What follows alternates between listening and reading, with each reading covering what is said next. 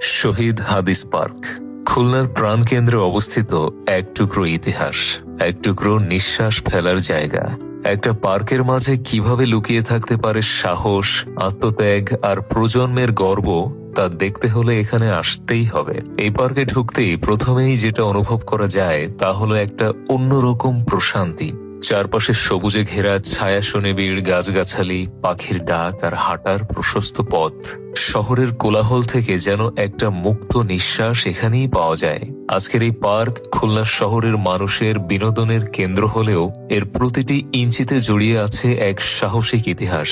1969 সালের উত্তাল গণ আন্দোলনের সময় পাকিস্তানি শাসকদের বিরুদ্ধে প্রতিবাদ করতে গিয়ে এখানেই শহীদ হন এক সাহসী তরুণ হাদিসুর রহমান, যার নাম অনুসারে এই পার্কের নামকরণ করা হয় শহীদ হাদিস পার্ক। বর্তমানে এই পার্ক খুলনার মানুষের প্রিয় এক বিশ্রাম স্থলও বটে। সকালে হাঁটা, বিকেলে পরিবার নিয়ে ঘোরাঘুরি, সন্ধ্যায় বসে থাকা কিছুক্ষণ, সব শ্রেণীর মানুষ এখানে একটু সময় কাটিয়ে জীবনকে আবারও ছন্দে ফেরাতে চায়।